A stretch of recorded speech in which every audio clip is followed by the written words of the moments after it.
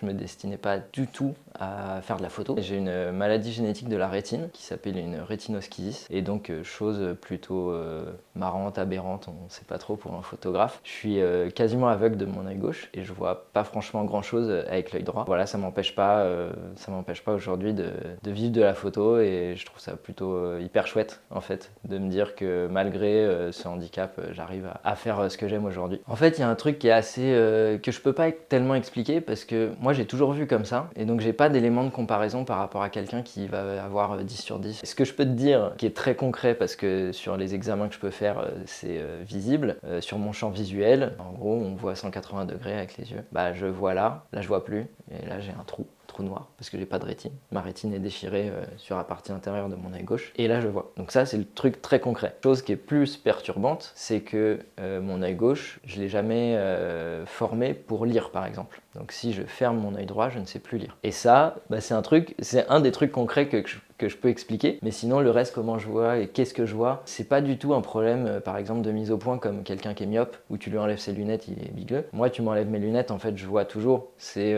la problématique de ma maladie, c'est en fait la transmission des données au cerveau si tu veux.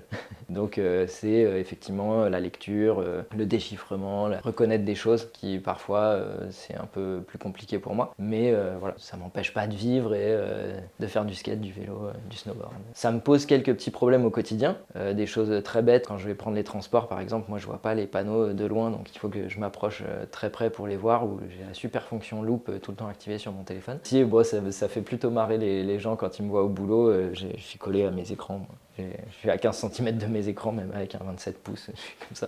Plus ils sont grands, plus je suis content. C'est une maladie qui est rare, on est, je crois, 25 000 dans le monde à avoir ça. Mais je fais partie de ceux qui voient très bien avec cette maladie. Moi, j'ai 0,5 à gauche et 2 à droite. Vraiment, sur le papier, c'est une cata. Mais en fait, je vois comme ça, et finalement, mon œil droit, qui est l'œil qui voit le mieux, j'ai l'impression qu'il voit bien. Et donc, en fait, moi, quand je mets l'œil dans un viseur, bah, j'ai l'impression de voir correctement. En fait, ça m'a pas perturbé. Les premières fois que j'ai pris un appareil photo, je me suis pas dit, ouais, en fait ça va être un problème quoi. Donc non, pour le coup je suis plutôt content de me dire que c'était assez naturel et que ça m'a pas freiné, en tout cas dans cette envie de faire des images. Je peux pas tellement te dire ce que je vois, j'ai toujours vu comme ça fait 37 ans que je vois comme ça, c'est comme ça et je sais pas en fait ce que voit quelqu'un qui voit bien. Si un jour on me trouve des yeux bioniques que je peux mettre et puis où j'ai 10 sur 10, peut-être que je te dirais ah ouais en fait c'était vraiment la merde. La photo elle s'est présentée de manière assez naturelle, je faisais ça pour le plaisir et en fait je me suis même pas posé la question de ouais, en fait il y a des moments où c'est un peu bloquant. Je sais que ça peut me jouer des tours parce que si je dois faire des choses très très précises, bah peut-être que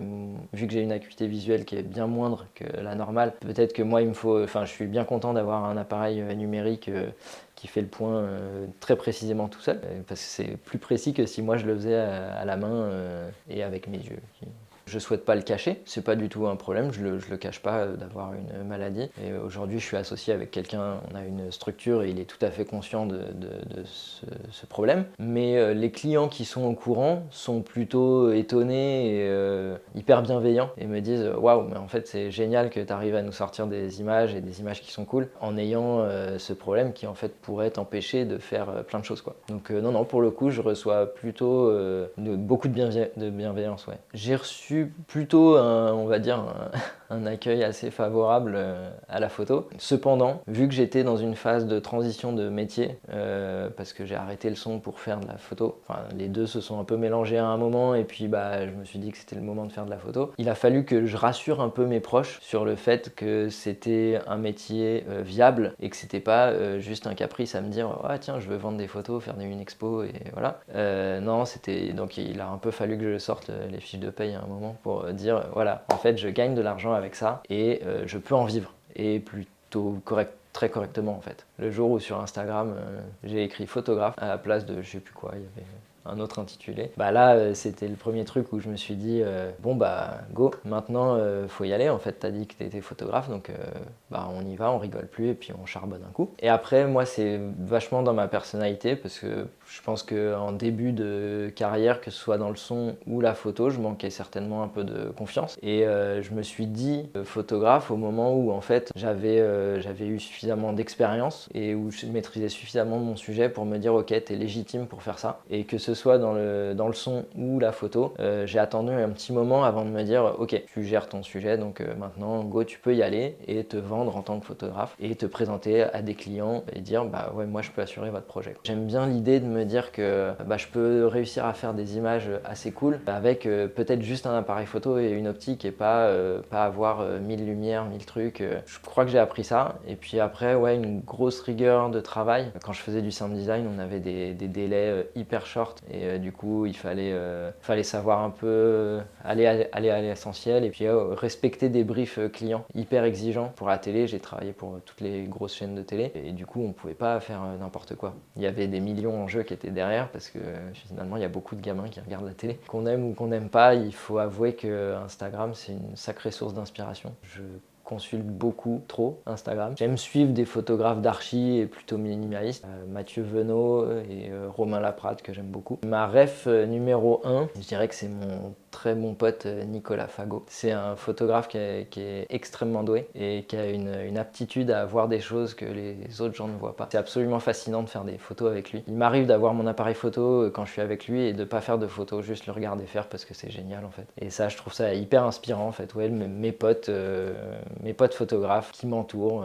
Très honnêtement, je pense que ma maladie se ressent pas sur mes photos. Enfin, je crois pas en tout cas. Bon, sauf si quelqu'un me dit un jour en fait c'est tout flou partout. Je crois qu'avec le temps, j'ai développé, notamment sur mes photos personnelles, une esthétique qui me plaît bien. Mais ça, c'est un travail un peu sur du long terme et à force de faire. Et je pense comme tout photographe ou vidéaste, c'est à force d'en faire, on développe un truc qui nous plaît. Et on essaye de rendre nos images un peu uniques par rapport à la masse de photos qu'on peut voir sur les réseaux ou n'importe où. Je crois pas que mes yeux en fait transmettent quelque chose de particulier sur mes images. Les gens qui me connaissent ou qui me suivent ou sur les réseaux ou autres vont reconnaître mes images plus par une colorimétrie ou des sujets que je prends en photo. Souvent du vélo, des bagnoles ou des immeubles. J'ai pas une approche artistique hyper poussée. Enfin, je me considère pas comme un artiste qui va faire des trucs incroyables. Mes images, moi, je les considère comme assez simples et je partage ce qui me plaît en fait. Le plus gros challenge de réussir à faire des choses nouvelles. Tu vois, j'ai pas mal de clients réguliers où en fait je dois créer du contenu tous les mois. Tous les mois, il faut que je leur propose des nouvelles photos et trouver des idées. C'est pas facile tout le temps. On a beau s'inspirer et regarder ce que font des concurrents ou quoi, c'est pas évident. Mais c'est hyper intéressant en fait de se dire malgré ce truc de devoir créer beaucoup d'images, j'essaye moi d'avoir des idées et puis de leur apporter quelque chose d'un peu nouveau tout le temps. Réussir à être toujours motivé et pas se décourager même quand on a des petits moments de doute. Parce que ça arrive. Ça m'est arrivé l'été dernier sur un shoot. C'était pour un client, j'étais trop content de faire les photos. On va dans une maison d'archi à la campagne, trop bien. Tout ce que je sortais, je trouvais ça pourri. Mais vraiment, genre, je regardais mes photos, c'était une cata quoi. Enfin, je trouvais que c'était une cata. Et il a fallu que j'aille en parler au client et lui dire écoute, je suis pas bien. Je suis pas bien, j'y arrive pas, ça me plaît pas et c'est pas à la hauteur de... J'étais presque prêt à leur dire me payez pas en fait parce que ça le fait pas quoi. Et puis il a fallu que je me bouge et puis c'est surtout qu'il a fallu que je réagisse en 2 heures et que je réagisse en 2 heures quoi. Enfin ils ont été hyper sympas, ils m'ont dit écoute nous on aime bien ce que tu fais donc rassure-toi et puis tu dors tranquille et puis on verra demain. Et le lendemain j'ai fait un espèce de reset, j'ai une espèce de déformation avec le temps et Instagram de penser mes images en carré, de faire en sorte que le produit soit bien centré et eux ils voulaient quelque chose de plus esthétique que juste de la photo produit. C'est un des trucs où je me suis dit c'est un challenge de malgré les doutes parfois se dire non mais c'est bon, t'as des compétences, t'as des idées donc vas-y, te décourage pas et continue. Je pense pas que les réseaux sociaux soient une frustration. On est un peu envahi parfois de bêtises. Pour moi c'est une source d'inspiration mais c'est savoir aussi faire le tri dans tout ça. Je suis pas frustré, enfin je te dis ça mais en même temps je suis un peu deg quand je poste une image où je me dis ouais elle est cool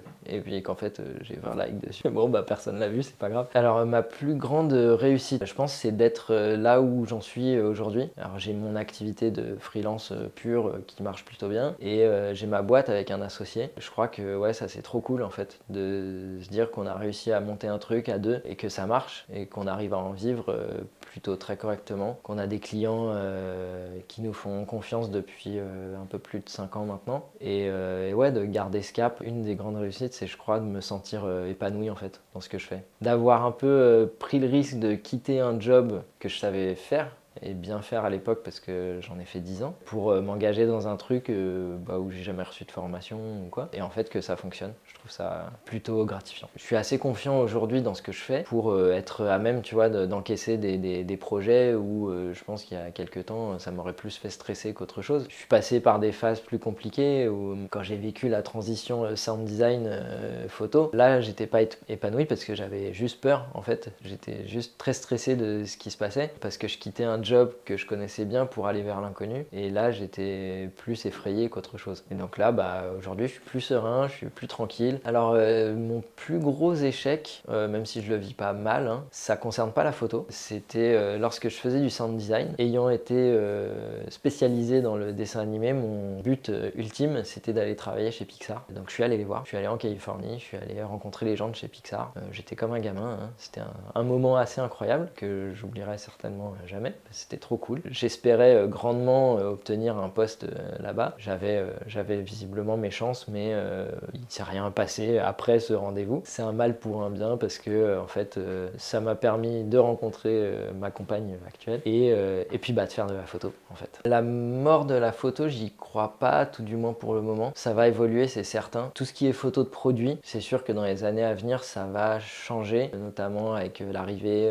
de l'intelligence artificielle et de la 3D. Ça va bouleverser un peu les normes et les manières de faire. On vit clairement dans une société d'image. Je crois que la photo, elle a encore quelques belles années devant elle quand même. Je croise les doigts. La photo, comme tout type d'art, c'est tellement un point de vue subjectif et personnel que, bien sûr, ouais, on peut pas plaire à tout le monde et c'est comme ça. Que ce soit de la photo artistique ou commerciale, en fait, il y a des gens qui vont trouver ça beau et d'autres qui vont trouver ça moche. Et ouais, ça peut être injuste, mais c'est comme ça. C'est qu'en testant, et puis en fait, c'est pas forcément un frein, ça va peut-être vous apporter d'autres trucs, et puis quelque chose peut-être d'unique en fait que les autres n'ont pas. C'est pas un handicap, il peut être problématique, c'est sûr. Moi, finalement, ça se voit pas et ça me bouleverse pas tant que ça au quotidien, mais j'en ai fait une espèce de force pour me botter les fesses et me dire la photo, j'aime ça et je veux en vivre, malgré ce problème qui aurait pu vraiment me freiner et où mes médecins auraient pu me dire non, enfin essaye même pas. J'y suis allé quand même et puis donc foncez quoi, allez-y.